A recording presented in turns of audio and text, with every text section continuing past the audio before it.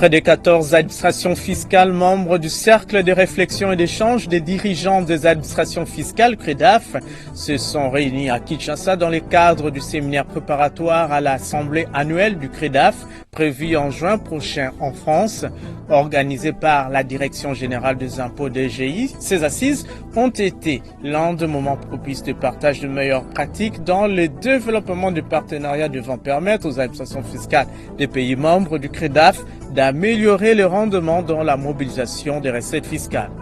Et enfin, un invité dans ce magazine, il s'agit de Jean Bamanissa Saïdi, homme d'affaires congolais et géniteur de l'Expo Béton. Il nous parle du bien fondé de ce méga projet pour le gouvernement de la République qui a célébré sa 5e édition dans le cadre de la modernisation de la RDC en général et de la ville-province de Kinshasa en particulier dans une approche économique des infrastructures. Le développement de ces titres et tant d'autres dans ce numéro du magazine Fiscalité et Développement dans une présentation signée Priska Sekana Kinzondi. Annie, bienvenue.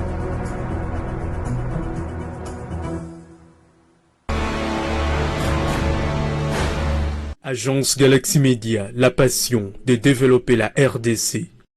Mesdames et messieurs, bienvenue dans ces nouveaux numéros de votre magazine hebdomadaire Fiscalité et Développement que nous avons le réel plaisir de vous présenter.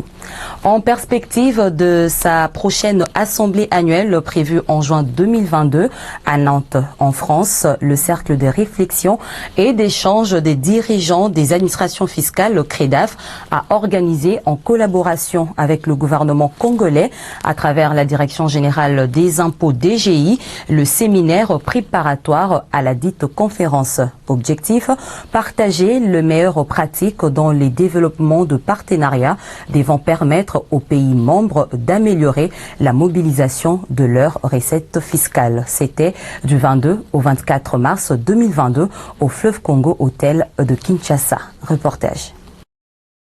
C'est au bout de 2 journées d'intenses échanges de données, des partages des expériences et d'exposés que les directeurs généraux des administrations fiscales des pays membres du Cercle de réflexion et d'échange des dirigeants des administrations fiscales au CREDAF ont clôturé les séminaires préparatoires à l'Assemblée annuelle du CREDAF organisée par la Direction générale des impôts DGI sous le thème « Le développement de partenariats ». Au cours de ces séminaires, animés par des experts, les participants en sont sortis lourdement outillés d'informations susceptibles de les aider non seulement à mieux poursuivre leur mission, mais aussi à élargir l'assiette fiscale dans leurs pays respectifs. Nous allons nous inspirer de ce qui a mieux marché chez les autres pour voir dans quelle mesure améliorer nos services. Voilà. Je prends par exemple le cas du Bénin. Ils ont beaucoup avancé dans les réformes, voilà, notamment la mise en place de la facture dématérialisée que nous avons essayé de mettre en place les années antérieures, mais qui n'a encore pas vu le jour. Donc après cet échange qu'il y a eu ici, nous avons eu à avoir quelques informations, notamment que nous allons remonter sous forme de recommandations et voir dans les mesures du possible comment elles peuvent être prises en compte pour arriver à cela. La RDC devra nouer avec ses partenaires. Mais pour nouer avec ces partenaires, il y a des préalables.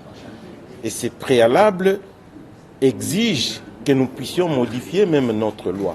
Vous avez compris que tous les comptes bancaires de toutes les entreprises et de toutes les personnes physiques doivent être communiqués à la DGI. La vice-ministre des Finances, Onej Ntiele Mipa, qui a ouvert ses assises de partage d'informations et des données, a épinglé les modèles pratiques mis en place par le gouvernement congolais sur la révolution numérique considérée comme l'or noir dans la problématique de la collecte et acquisition des données. Celles-ci peuvent inspirer les autres administrations fiscales des pays membres du CREDAF pour améliorer leur rendement dans la mobilisation des recettes fiscales.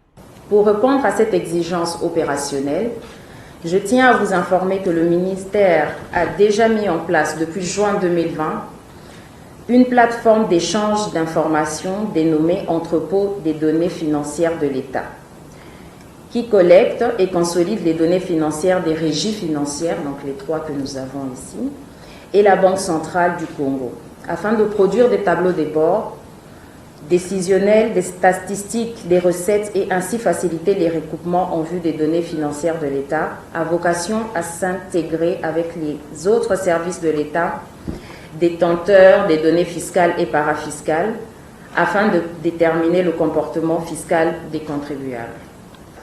Catherine Lemesle, secrétaire générale du CREDAF, et Barnabé Mouakadi-Mwamba, directeur général des impôts DGI, sont sortis très satisfaits de ces assises qui ont été très édifiantes. Et j'ai bien senti que les échanges allaient se poursuivre, que les bons exemples allaient être pris en compte. Et donc voilà, la réussite de ce séminaire réside aussi dans cet échange-là et dans la suite qui va être donnée presque en dehors de ce séminaire, mais en bilatéral pour continuer à progresser dans les administrations partenaires. Après, l'idée, c'est que chaque pays prenne en compte lui-même ce qui l'intéresse, certains étant plus avancés que d'autres, en tout cas s'inspirer des bonnes pratiques et mettre en œuvre, que ce soit d'un point de vue législatif ou d'un point de vue plus technique, toutes les modalités d'échange de renseignements qu'ils souhaitent. Bien sûr, l'idée derrière, c'est d'accroître les ressources internes, puisque voilà, quand on échange, on a des meilleures informations, on connaît mieux la base imposable, on évite la fraude et on arrive dans un cercle vertueux. Pour asseoir l'impôt et les recouvrer, nous avons besoin de renseignements. Sans renseignement, sans recoupement, il est difficile d'asseoir et aussi de recouvrer l'impôt.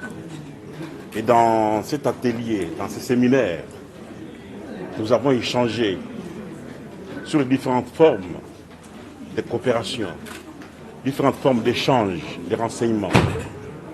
Et avec ces renseignements, je suis très sûr qu'au sein de la DGI, la RDC, les contrôles fiscaux, les recouvrements seront vraiment bien effectués et ça va beaucoup plus nous aider à arriver à une mobilisation accrue des recettes dont le gouvernement a vraiment besoin pour appliquer sa politique. Et j'encourage encore que ce genre de séminaires se multiplient. Ces travaux préparatoires à l'Assemblée annuelle du CREDAF a connu la participation de 14 pays et d'une organisation internationale représentée par 44 délégués. Rendez-vous à Nantes, en France, en juin 2022 pour l'Assemblée annuelle du CREDAF. Quittant momentanément Kinshasa pour le Congo profond, première rencontre entre le directeur provincial de la DGDA Katanga et tout le cadre et agent des douanes et accises de Lubumbashi. C'était au cours d'une parade spéciale tenue le lundi 21 mars 2022. Images et commentaires de notre correspondant permanent dans le Grand Katanga, Lambert Yuma Ramazani.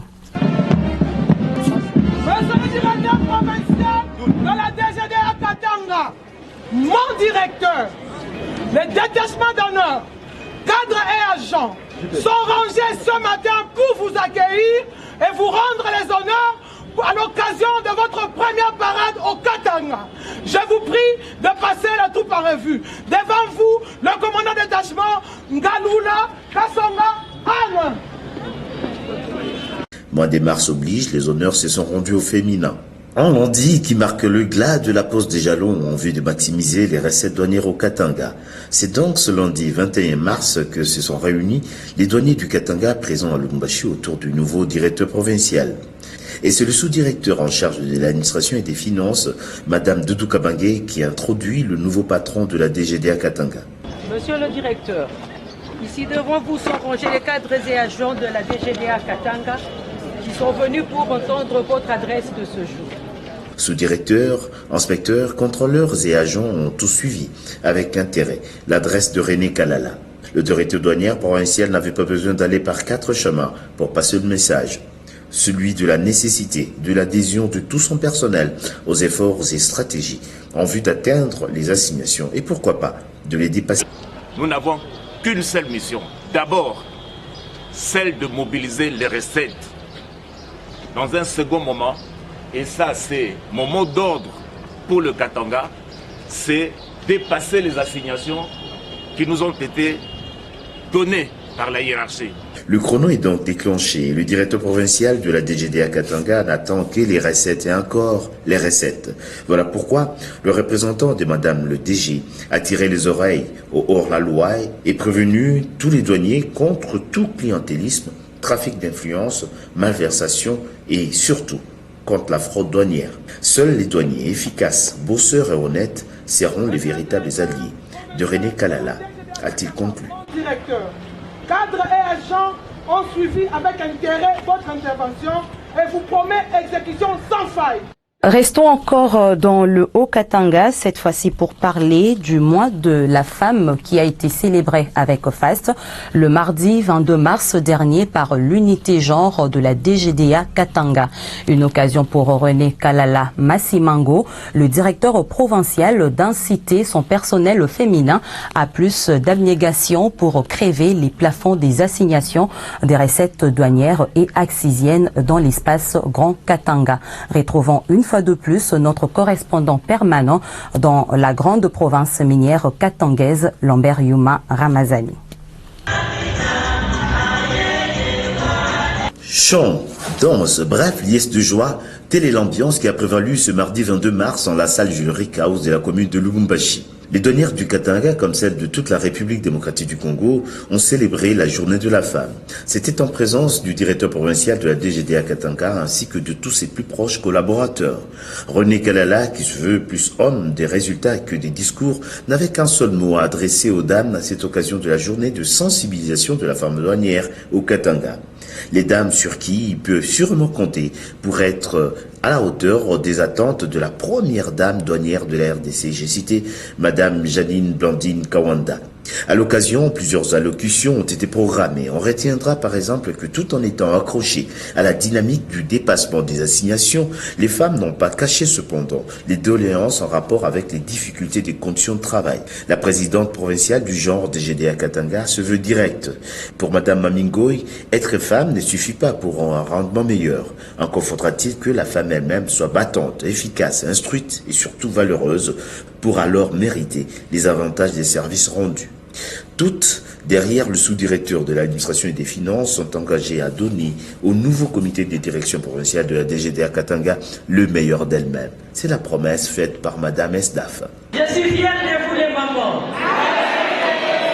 Mais je le serai encore plus si nous dépassons les assignations. Cette journée était une double cérémonie à Lubumbashi, celle de la sensibilisation de la femme, mais aussi la journée en l'honneur du nouveau directeur et de son comité provincial, à qui les femmes souhaitent un fructueux mandat.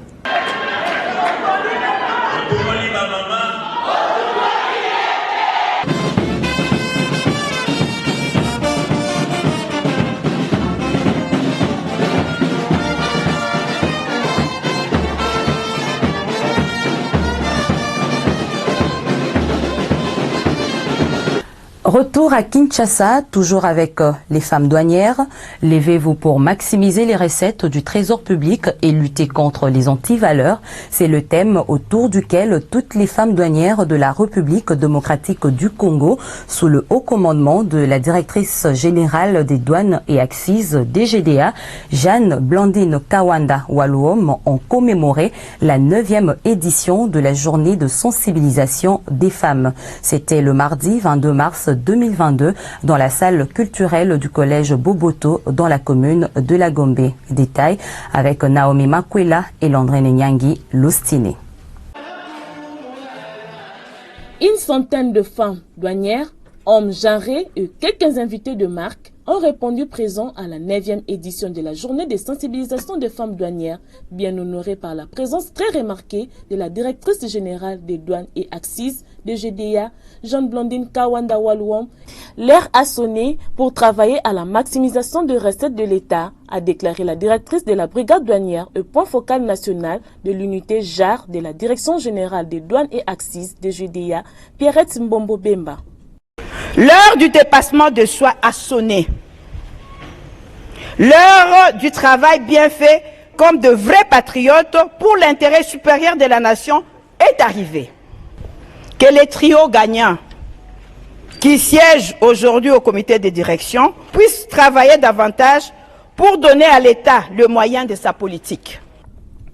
Représentant la vice-première ministre, ministre de l'Environnement et Développement durable empêché, Martine Badibanga a profité de cette rencontre pour expliquer aux douanières les dangers que les femmes courent face aux effets du réchauffement climatique. Le groupe d'experts intergouvernemental sur l'évolution du climat, en sigle GIEC, affirme que les femmes, qui sont déjà les populations les plus vulnérables et les plus marginalisées, sont les plus touchées par les effets néfastes du changement climatique. Ceci s'explique par le fait que les femmes représentent non seulement la majorité de la population sur toute la Terre entière, 61%, mais également la majorité des pauvres dans le monde. Dans son message, Jeanne Blandine Kawanda Walwom a exhorté la gente féminine à contribuer efficacement et de manière qualitative à la maximisation plus accrue de recettes publiques en fait d'atteindre voire dépasser les assignations budgétaires 2022 fixées par le Parlement. La DGDA ne pourrait atteindre son objectif principal de mobilisation accrue des recettes douanières. Ces concepts constituent une règle d'or qui participe au succès de toute entreprise moderne. La recherche de la performance. Mesdames, vous êtes toutes des femmes de valeur. Vous avez toute l'expertise nécessaire pour pouvoir emmener notre douane à l'émergence. Une douane moderne, une douane modèle, en recherchant la performance. Ici, j'en appelle à votre sens du devoir, de l'abnégation, de la créativité et de l'innovation. Je vous interpelle et vous demande de veiller à abandonner le laxisme et la routine du travail quotidien devenu mécanique et sans entrain. Les femmes douanières de la RDC sont plus que mobilisées et engagées dans la vision de leur directrice générale, celle de convoler aux côtés des hommes avec compétence et professionnalisme dans le but final de renflouer les caisses du trésor public. Dans les cadres de la clôture du mois de mars consacré aux droits de la femme, la Direction générale des recettes administratives, judiciaires, domaniales et des participations des Gérades a organisé une matinée de sensibilisation contre les cancers de sein en faveur de ses cadres et agents ainsi que sur les successions et régimes matrimoniaux en droit congolais. Ils se sont retrouvés vendredi 25 mars 2022 à la paroisse Sacré-Cœur dans la commune de La Gombe en présence de nos reporters Ruth Kambaji et Landrine Nyangi-Lostini. La haute direction de la DGRAD ne lésine pas sur le moyen à mettre en œuvre pour maintenir ses cadres et agents en bonne santé et a fait sien l'adage selon lequel un esprit sain dans un corps sain. C'est ce qui justifie la tenue de cette matinée de sensibilisation sur les cancers de sein, une maladie qui tue les hommes et les femmes. Pour en parler, la DGRAD a fait appel au professeur Dr Antoine Modia Oyanjo, gynéco-obstétricien, qui a exposé sur le cancer de sein, prévention et thérapeutique. Il a démontré comment le cancer des seins est une tumeur maligne qui se développe au niveau de la glande mammaire, prenant naissance dans la cellule du sein et envahit le tissu voisin pour le détruire. Pour l'orateur, la lutte contre le cancer des seins passe par la non-exposition aux agents cancérigènes identifiés comme les tabacs, les traitements hormonaux. Les femmes ménopausées, quant à elles, doivent éviter les rayons solaires, les surpoids, l'obésité et l'alcool. Ce cancer est un cancer qui est auto-diagnostiqué par la femme elle-même en faisant ce qu'on appelle l'autopalpation. Donc ces cancers ne devaient pas tuer. C'est pour ça que je suis venu faire passer le message. Mais j'ai aussi parlé des facteurs de risque. Les facteurs de risque de ces cancers, c'est que nous mangeons mal. Nous mangeons beaucoup de graisses. Nous mangeons très peu de légumes. Nous ne faisons pas beaucoup d'exercices. Et les femmes qui allaitent n'allaitent pas pendant très longtemps. Il ne faut pas non plus attendre longtemps avant d'avoir le premier enfant. Eh bien, tous ces facteurs, et j'ai insisté pour dire que le cancer du sein, c'était un cancer héréditaire. Cette rencontre était également l'occasion de parler des successions et des régimes matrimoniaux en droit congolais et ainsi permettre aux cadres et agents de cette régie financière de comprendre les méandres de ces deux notions. La femme est appelée à connaître ses droits et lorsqu'on connaît ses droits, on sait comment les exercer et à qui s'adresser lorsqu'on a à réclamer. C'est ce que nous avons eu à dire aux mamans de la DGRAD. La Direction générale de recettes administratives, judiciaires, domaniales et de participation de DGRAD en sigle et la Direction générale du cadastre minier, CAMI en sigle, informent les titulaires de droits miniers et ou des carrières que les notes de débit et de perception relatives aux droits superficiels annuels par carré pour l'exercice 2022 sont disponibles au guichet du CAMI, situé à Kinshasa au croisement des avenues Polo Maurice et Kassavubu dans la commune de la Gombe. À Lubumbashi, avenue Lumumba numéro 2575, commune de Kapemba. À Bukavu, avenue Calais numéro 32, quartier Nyalukemba, commune d'Ibanda. À Kisangani, boulevard du 30 juin, rond-point Kano, commune de Makiso. À Kindu, avenue du 4 janvier, numéro 344, commune de Kasuku.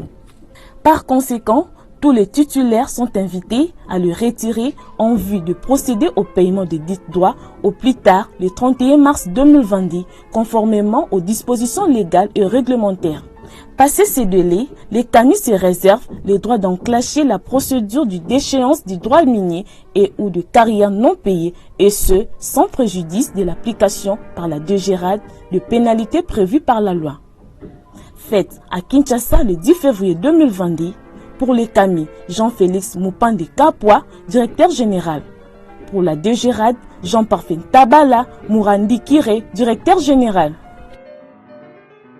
Restons encore à la Direction générale des recettes administratives, judiciaires, domaniales et des participations DGRAD, où son directeur général Jean-Parfait Tabala a pris part à la 3e édition de la semaine belge tenue du 19 au 25 mars 2022 au chapiteau du Pullman Hotel de Kinshasa, placé sous les thèmes Mission économique et commerciale belge en RDC. Ces rendez-vous a été une occasion pour les convives de deux pays de partager leurs expériences en vue de proposer les voies et moyens devant conduire à la création des richesses dans une économie sociale et durable. Témoins de l'événement, Marlène Bassoussou et Christian Kenina.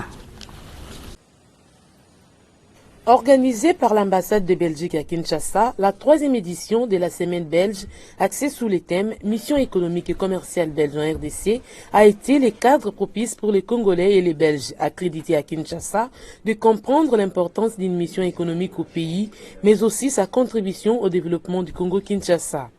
À cette occasion, le directeur général des recettes administratives, judiciaires, domaniales et des participations de DGRAD, Jean-Parfait Tabala Mourandi Kire, a été invité à exposer sur les missions assignées à sa régie financière dans la responsabilité sociétale de l'entreprise en vue de permettre à la DGRAD de remplir pleinement son rôle, celui d'un canalisateur des recettes non fiscales de l'État vers le compte du Trésor public. J'étais en train d'expliquer que la DGRAD, en tant que service de l'État, chargé de la canalisation des recettes non fiscales au compte du Trésor, joue un rôle important dans ce cadre de responsabilité sociétale à son niveau, parce que nous avons une volonté affichée de pouvoir obtenir que les lois et règlements en matière d'encadrement des recettes non fiscales soient respectés et ainsi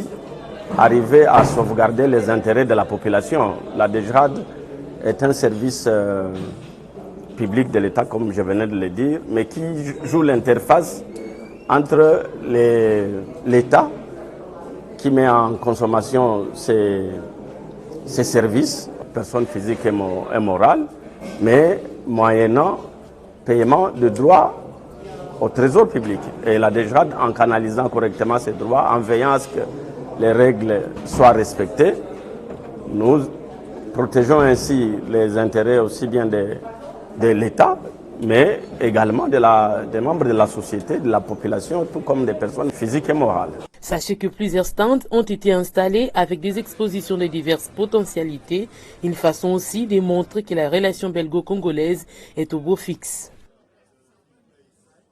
Le ministre des Finances Nicolas Kazadi Kadima a visité lundi 21 mars 2022 les installations de la Direction générale de la dette publique DGDP. À la même occasion, l'Argentier national a procédé à la remise de 2 nouveaux bus et 2 pick-up au personnel de cette institution. Reportage de Jocelyn Babalomba et Peter Lomadjessa. C'est pour la toute première fois depuis sa nomination au poste de ministre des Finances que Nicolas Kazadi Kadima foule ses pieds à la Direction générale de la dette publique DGDP. Occasion pour l'Argentier national de visiter une des structures de son ministère dans son rôle de gestion de la dette, de négociations avec des bailleurs de fonds, de la mise en place des accords, des décaissements des ressources ainsi que des suivis des échéances de remboursement du principal et des intérêts ainsi que la gestion des biens aérianisés. Le ministre des Finances a palpé du doigt les réalités de la DGDP en visitant tour à tour la salle de réunion, les bureaux d'archives, la salle informatique, la bibliothèque et le centre médical, tous en état de vétusté. Le directeur général de la dette publique, Laurent Batoumona, a rappelé à l'ordonnateur national les promesses faites au sujet des cadres et agents de ces services publics. Les cadres et agents de la DGDP s'associent à ma personne pour vous remercier d'avoir bien voulu nous honorer de votre présence à la manifestation de ce jour. Par ma bouche, il profite de l'occasion que vous nous offrez pour rappeler à la bienveillance, attention, de votre Excellence les sujets sur lesquels vous avez décidé d'agir en notre faveur et concernant notamment la finalisation des travaux de rénovation de notre immeuble, la liquidation des décomptes finales des non-retraités, le renouvellement du parc informatique actuellement vétuste, rendant difficile l'exécution de certains devoirs, soit 2 ou 3 cadres manipulant la même machine en attendant les tours de l'autre. Le ministre des Finances, Nicolas Kazadi Kadima, a entamé une série de visites des institutions et structures de son ministère par la DGDP. À cet effet, l'Argentier national a noté avec beaucoup d'attention les requêtes formulées par la haute direction du conseiller du gouvernement en matière d'endettement et celle de la délégation syndicale. Après une série de visites de locaux, le ministre des Finances a remis 2 bus et 2 pick-up au profit du personnel de la DGDP. Des engins roulants acquis sur fond du trésor public et qui viennent renforcer les charrois automobiles de cette institution considérée comme les conseillers du gouvernement en matière d'endettement. Les patrons des médias de Kinshasa étaient à l'inspection générale des finances IGF le lundi 21 mars 2022 pour apporter leur soutien à ces services publics qui luttent contre les prédateurs des finances publiques qui manipulent une certaine presse aux fins de salir l'image de Jules Alingueté. Suivez. Les patrons et pionniers de médias nationaux étaient ce lundi 21 mars à l'inspection générale de finances pour s'informer du pourquoi des attaques dont est l'objet ce service de la part de certains journalistes et ainsi apporter leur appui à ce service qui lutte pour éradiquer les antivaleurs dans la gestion publique. Ils ont été reçus par l'inspecteur général de finances, chef de service intérimaire, Mouya Lumbu Nicolas. Les patrons de la presse congolaise ont promis d'apporter leur soutien au travail combien salutaire de l'IGF et de relayer son message dans la presse nationale. Le service de l'inspection est un service important qui dépend du président de la République.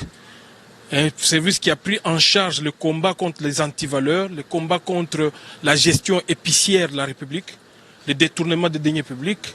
Et comme c'est un service qui surveille tout ce qu'il y a comme fonds publics, aussi bien le contrôleur que les inspecteurs sont sous la coupe de l'inspecteur, du chef de service. Nous pensons que c'était important de venir à la source, surtout qu'il y a trop de spéculations malencontreuses et on accuse l'IGF de tous les péchés d'Israël. Nous pensons qu'il faut venir ici, se ressourcer, avoir les informations, de façon à canaliser ces informations dans l'opinion publique. Tout est bien qui finit bien. La séance s'est clôturée par une photo de famille. Mobiliser autrement les taxes de promotion de l'industrie pour financer autrement le projet, tel est le credo de la haute direction du Fonds de promotion de l'industrie FPI qui ne lésine pas sur le moyen à mettre en œuvre pour y arriver. Le FPI est réellement le catalyseur du développement industriel en République démocratique du Congo au vu de ses réalisations sur le terrain dans les cadres du financement de projets industriels à impact visible sur le vécu quotidien de la population congolaise. Et le FPI est déterminé à financer au moins un projet dans le 145 territoires que compte la République démocratique du Congo, d'où la nécessité pour tous les assujettis à la taxe de promotion de l'industrie TPI locale de s'acquitter de leurs obligations dans les délais pour perpétuer le cycle des financements de projets. Le FPI est donc le partenaire privilégié pour la réussite de vos projets. Regardez. Si vous êtes industriel exerçant en République démocratique du Congo, rassurez-vous que vous êtes assujetti au paiement de la taxe de promotion de l'industrie locale TPIL pour les ventes de vos produits sur le marché local. Dans ce cas, collectez et reversez mensuellement la taxe de promotion de l'industrie locale au taux de 2% du prix du revient industriel. C'est contribuer à la pérennisation du cycle de financement des projets industriels en RD Congo. Tenez, la taxe de promotion de l'industrie locale est une parafiscalité préaffectée au financement des projets industriels. Ceci est un message du Fonds de promotion de l'industrie. FPI, votre partenaire privilégié pour la réussite de vos projets. Rendons-nous une fois de plus à l'intérieur du pays. Une vingtaine de recommandations est sortie à l'issue des travaux de la première conférence internationale sur la gestion des volcans des Virunga, clôturée le lundi 21 mars 2022 à Goma, au Nord Kivu. Il faut noter que cette conférence a également permis aux experts venus de différents coins du monde de partager les expériences et avancées enregistrées et ainsi de tisser des nouveaux engagements pour une collaboration dans la recherche de nouvelles orientations. Le reportage est de notre correspondant permanent dans le Nord Kivu. Bienvenue, Mwela Mukendi. La première conférence internationale sur la gestion des volcans de Virunga, ouverte ce 19 mars 2022 à Goma, a permis de comprendre le contenu du plan de contingence en cas d'urgence éruptive tel que conçu par la province du Nord Kivu, ainsi que d'autres aspects spécifiques des éruptions volcaniques au monde. Julien Paluku Kaonga, ministre de l'Industrie et ancien gouverneur du Nord Kivu, a exposé autour de cette thématique dans un panel sur les politiques congolaises dans la gestion des éruptions. Pour lui, il faut avoir une réserve financière de l'ordre de 8 à 10 millions de dollars par an dans un fonds séquestre en RDC, éruption ou pas. Il a ainsi appelé les députés et sénateurs présents à la conférence de placer une priorité dans leur vote de loi. Il faut une campagne de préparation psychologique de la population, d'éducation civique de la population pour lui dire attention, lorsque vous montez vers les volcans, il y a un ensemble d'instruments. Lorsque vous les voyez, il ne faut pas les ramasser parce que ce sont ces instruments-là qui définissent les mouvements et qui peuvent prévenir effectivement la survenue du volcan. Parce que si le volcan est bien surveillé, il ne peut pas surprendre la population. Tous les scientifiques le savent. On ne peut pas se réveiller un matin et tout de suite dire il y a éruption. Non. Si on les surveille, eh bien, on peut être prévenu. Je prends le risque de le dire, mais sur le contrôle scientifique, on peut être prévenu peut-être une semaine avant, peut-être 2 semaines avant, peut-être 1 mois avant. L'Observatoire volcanologique de Goma devrait avoir un appui permanent pour lui permettre de jouer son rôle social, ont insisté les panélistes parmi autres recommandations assorties des discussions. Les experts en gaz ont indiqué que la pression qui s'observe dans les apparitions des effets gaziers sont parmi les signes qui annoncent aussi les éruptions volcaniques. Prof Dario Tedesco et Mathieu Alir ont partagé les leçons des éruptions de 2002 et 2021 dans la géochimie des gaz et l'évolution du dégazage du volcan Nyiragongo avant et après les manifestations vécues. Ils ont relevé que l'observatoire volcanologique de Goma a enregistré des signes qui pouvaient conduire vers des prédictions sérieuses. À l'époque, l'insuffisance des matériels ne pouvait pas donner au mieux qu'une surprise. Il est également question de confronter la théorie à la pratique, mais aussi une façon d'avoir tous les éléments complets sur les pratiques de gestion des éruptions, comme l'explique le ministre de la Recherche scientifique. Les efforts sont fournis, il y a encore à faire, mais comparativement à la situation avant l'éruption de mai 2021, par rapport à maintenant, un grand pas est fait. Un grand pas est fait. On peut se rendre compte que le volcan est suivi à temps réel et que le matériel est là. Il s'est de signaler que c'est le ministre de la Recherche scientifique et Nouvelles Technologies qui a clôturé la conférence, qui a servi d'opportunité pour l'Observatoire volcanologique de Goma de mener un plaidoyer en faveur de l'amélioration des conditions de travail et de l'outil de surveillance. Dans un pays où le chômage bat son plein, la formation professionnelle est une alternative pour encourager l'entrepreneuriat. Voilà qui a justifié l'institution par le gouvernement de la République des épreuves nationales en formation professionnelle en vue de l'obtention du certificat d'aptitude professionnelle en RDC. À travers le pays, ces épreuves ont eu lieu au milieu de ces mois de mars 2022, dont voici l'étape de Mbujimayi au Kasaï oriental avec notre correspondant permanent Emery Kazadi. Au Kasaï oriental, ces épreuves ont eu lieu du 14 au 17 mars 2022 pour leur deuxième édition. 16 candidats seulement ont pris part à celle-ci. Un faible taux de participation justifié par la nouveauté du système qui est à sa deuxième expérience. Lors du lancement de ces épreuves en Mbujimayi, la directrice provinciale à la formation professionnelle et métiers a souligné leur importance. L'organisation de la formation professionnelle peut être dispensée par celui qui en est capable, mais la certification ou l'octroi des différents titres professionnels est l'apanage du seul ministère de la formation professionnelle et métier, que ce ne sont pas des choses à négliger. Il y a les gens qui font de longues études, mais ils terminent et ils restent des chômeurs. Mais vous allez créer de l'emploi, vous pouvez avoir de l'emploi salarié, vous allez aider notre pays à aller de l'avant. Revenant sur certains propos de la directrice provinciale à la FPM, le ministre provincial de l'enseignement a rappelé aux 16 candidats que 2 de leurs prédécesseurs à la première édition de ces épreuves nationales ont bénéficié de certains avantages. Un des 2 est en route pour le Maroc en vue de son perfectionnement, alors qu'un groupe amené à Lubumbashi pour un autre concours ira en Namibie. Il y avait une première édition. Je crois qu'aujourd'hui, nous sommes en petit nombre. Demain, nous serons en grand nombre. C'est autant dire qu'il y a cet homme-là, le président de la République, qui a voulu valoriser la formation professionnelle et vous donner, vous aussi, l'occasion de pouvoir valoriser vos ambitions. Il ne suffit pas de faire de grosses études pour réussir dans la vie. La formation professionnelle donne un métier à portée de main.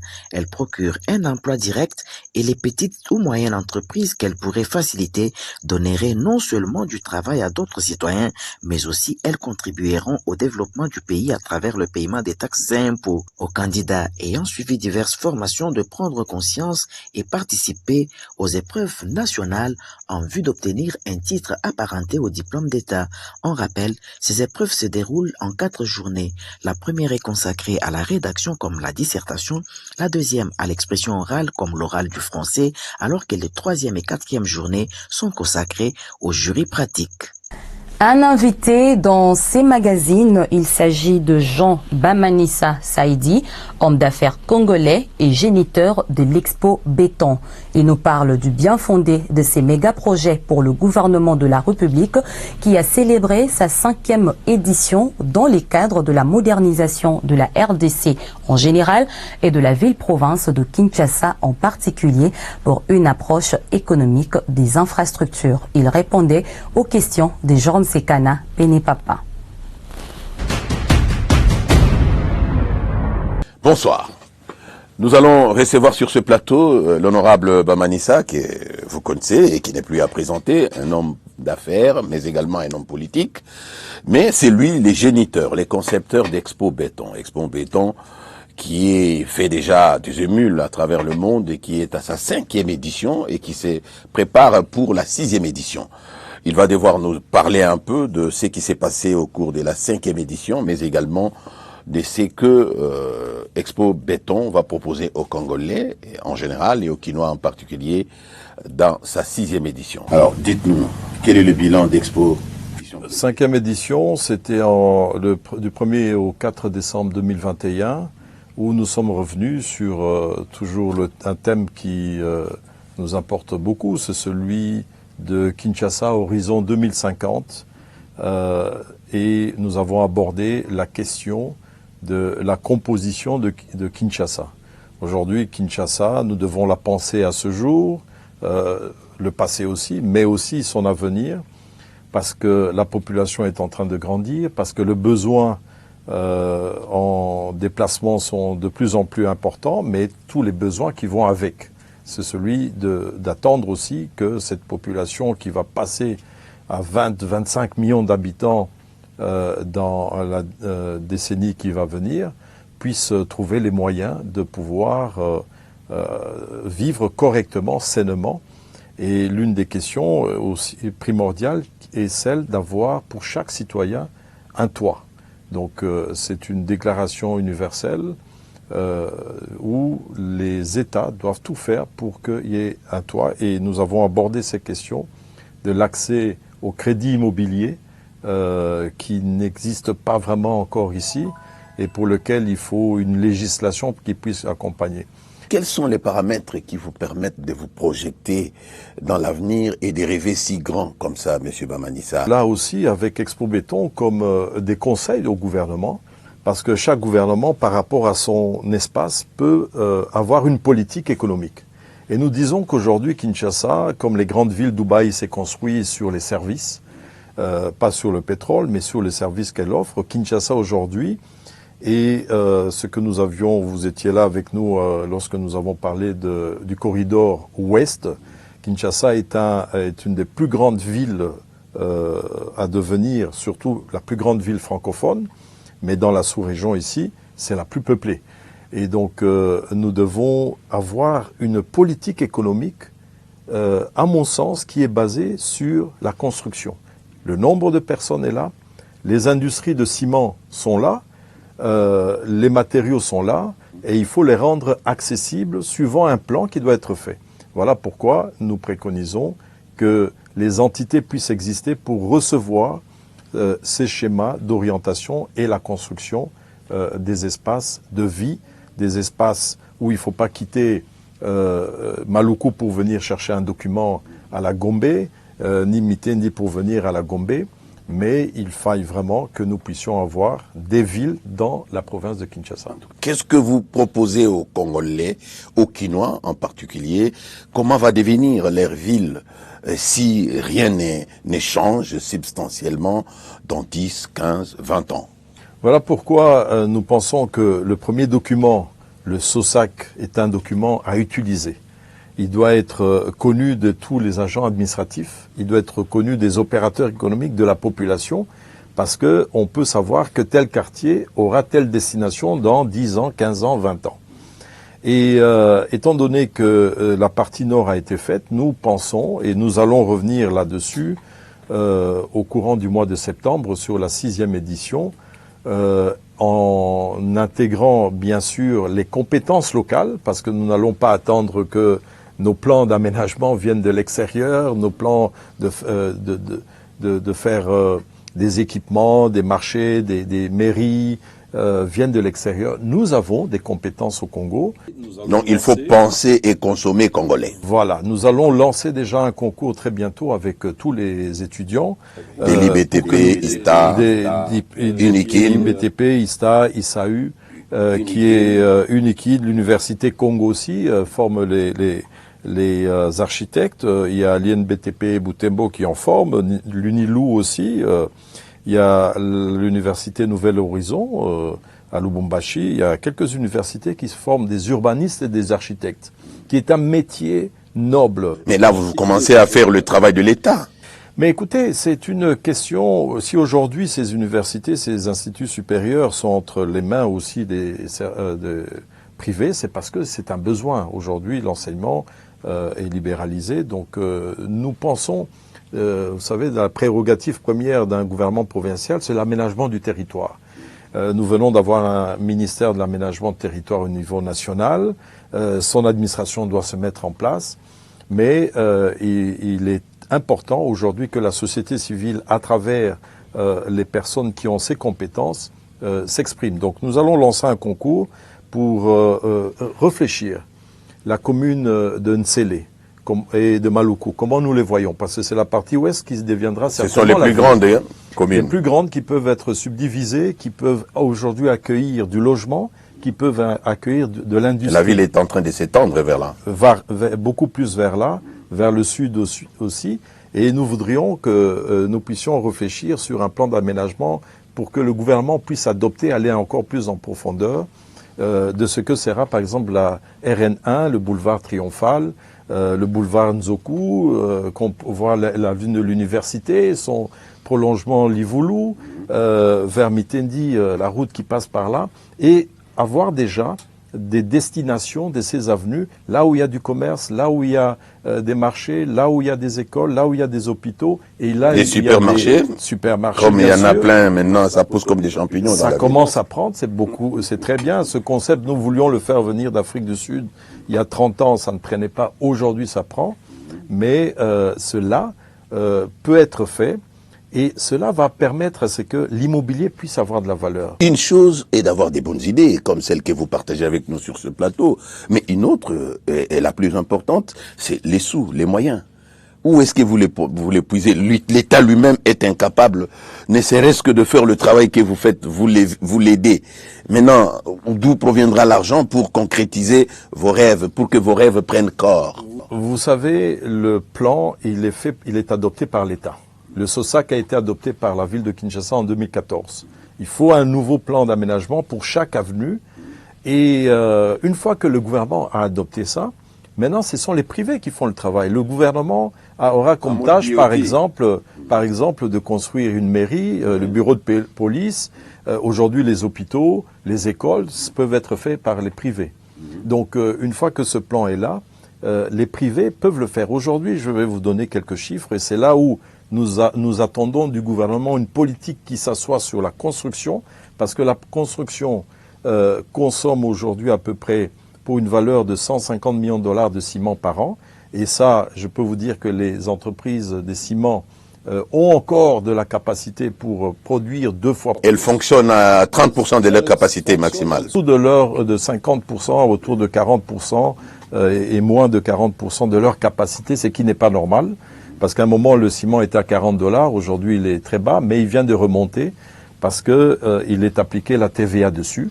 Il y a une augmentation de prix sur le marché international, sur le transport maritime, sur le charbon, qui a été multiplié pratiquement par 4. Et puis, à l'importation, il est appliqué 16% de TVA sur la valeur, et ainsi qu'à la vente. Sur le produit de construction, le ciment et tous les autres produits. Mais jusque-là, les industries jouissaient des avantages repris dans la chaîne de valeur qui permettaient de détaxer. Et nous continuons à dire que nous devons avoir une approche plutôt économique, une approche fiscale, pour que les matériaux de construction soient accessibles, pour que cela donne du travail, et puis modernise notre pays, formalise les entreprises, qui vont, elles, à ce moment-là, payer des impôts et taxes, être donc des assujettis. Et nous pensons que la politique devrait plutôt être assise sur l'accessibilité aux matériaux de construction, le ciment, le fer à béton, le sable, la caillasse. Devrait être exonéré. Oui, comme ça se fait dans beaucoup de pays, parce que qu'est-ce que cela peut enclencher? Sur 150 millions de dollars, l'État ne va avoir, par exemple, que à peu près 25 millions de dollars de TVA par an. Mais qu'est-ce que 150 millions de dollars de ciment peut faire par an?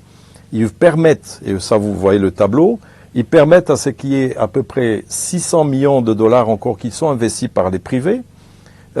Ils donnent du travail à 650 000 personnes dans la construction. Ils permettent à ce qu'il y ait encore 750 millions de dollars d'équipement dans ces bâtiments et puis que tout le monde devienne alors un assujetti, un imposable, parce qu'ils sont dans des bâtiments qui peuvent permettre par cycle annuel de 300 millions de dollars à peu près de taxes à récupérer par l'État. Donc il vaut mieux avoir une modernisation de notre ville, permettre à ce que les entreprises soient formelles et que l'État puisse alors tirer des taxes sur ces entreprises au lieu de taxer les matériaux, parce que si jamais la construction diminue, c'est le nombre d'emplois qui diminue. Et avec le plan des nouvelles villes, nous pouvons doubler, tripler 650 000 personnes qui y travaillent aujourd'hui. On peut atteindre 2 millions de personnes. Et c'est là où ces 2 millions de personnes vont aller acheter à manger, payer leur transport dans cette grande ville où il n'y a pas de champs dans les alentours. Mesdames et messieurs, cette intervention de Jean Bamani Saïdi met fin à ces numéros du magazine Fiscalité et Développement qui reviendra bien sûr la semaine prochaine avec le même plaisir. Merci à Marlène Bassoussou, à Muriel Makese Lutina, à Fonfon Makito Doma et à Christian Kenina Nsielema d'avoir assumé la réalisation de cette édition. Merci de l'avoir suivi à Kinshasa comme partout ailleurs à travers le monde et bonne suite de programmes sur votre chaîne.